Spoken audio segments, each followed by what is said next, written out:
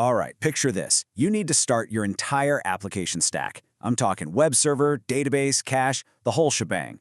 Now, what if you could do all of that with just one single command? Seriously, no more trying to remember those crazy long Docker run commands with a million different flags. That, my friends, is the power of Docker Compose. And trust me, it's about to change the way you work with Docker forever. So here's our game plan. First, we're going to talk about the big headache of dealing with multiple containers. Then, we'll see how Docker Compose swoops in to save the day. After that, we'll get our hands dirty and dissect a Compose file, go over the must-know commands, and finally put it all together with our first multi-container app. Let's do it! Okay, first things first. Before we get to the shiny solution, we really need to understand the problem it solves. I mean, why does a tool like Docker Compose even exist? Well, it all boils down to the chaos of trying to run modern applications. You know, the ones made up of a bunch of different interconnected services. So, without Docker Compose, this is what you're stuck with. This is your life. To get even a simple app running, you've got this whole laundry list of commands. You have to remember to create a network first. Then, you got to spin up your database and make sure you connect it to that network. Then you do it all over again for your Redis cache, and then, finally, for your web app, all while praying you typed the port mappings correctly. It's a lot. And let's be real, this manual way of doing things is just brittle. It creates so much friction. You have to remember every single command, every single flag, perfectly.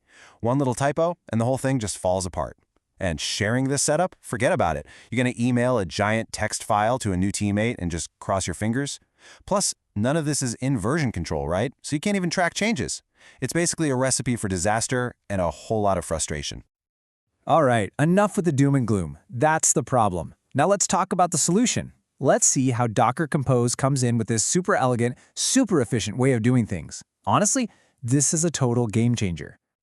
Just look at this. The difference is night and day. Everything on the left, all those long, complicated, easy to mess up commands, they get replaced by two. Just two simple commands. Docker Compose up starts everything. Docker Compose down stops and gets rid of everything. That's it. All that complexity just evaporates.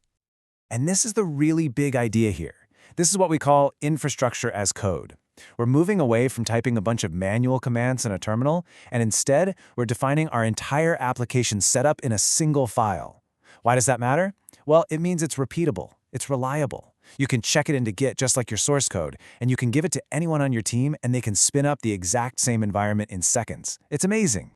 So you're probably wondering, how does this magic actually work? Well, it's not magic, it's a blueprint.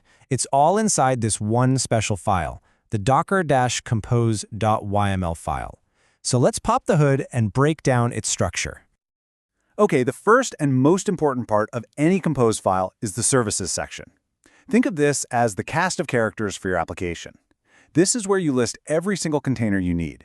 You'll have a service for your web server, one for your database, maybe one for a cache. You get the idea. Each one gets its own little section where you describe it. Now, we all know containers are meant to be temporary, right?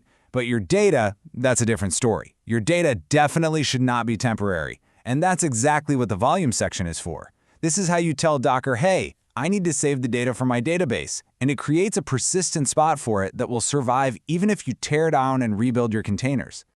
And what about communication? How do all these different services talk to each other? That's where networks come in. It's how you create a private, isolated little world for your containers to chat securely. Now, quick tip. Docker Compose is smart enough to create a default network for you, but if you need more control, this is the place to define your own custom setups. Okay, let's see how all those pieces actually look in a real file. Here, we've got two services, web and DB. Simple enough. Our web service uses an Nginx image. See that ports line? That's just mapping port 8080 on our machine to port 80 inside the container. And check this out. Depends on DB. That's super important. It tells Compose, hey, don't you dare start the web server until the database is ready.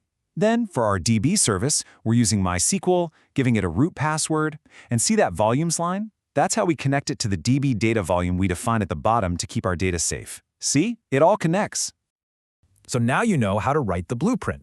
Let's talk about the tools you'll use to actually build the house. These are the essential commands you're going to use all the time.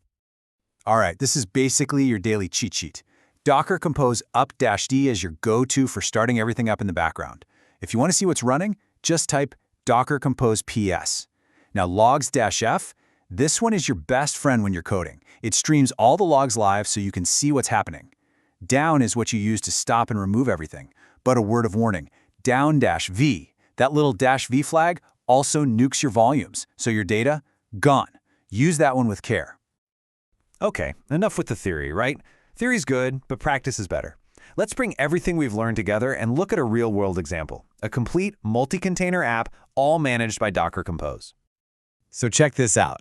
This is a perfect example of a modern full-stack app, all described in one place. We've got a front-end service that builds from a local Docker file. You can see it depends on the back-end. The back-end also builds from its own Docker file, and you guessed it, it depends on the DB. And our database is just a standard PostgreSQL image, with its data persisted using that Postgres data volume. It's all here, the whole system, laid out clean and simple for anyone to understand. And this right here, this is why developers absolutely love Docker Compose. Your entire workflow becomes so simple. In the morning, you run one command, docker compose up-build. That builds any new images and starts your entire environment. Then, you just code. You make your changes. And with a little setup, you can even have those changes show up instantly. At the end of the day, one command, docker compose down-v, and everything is cleaned up. No mess, no leftover processes, it's just clean. So, let's wrap this up. What's the bottom line?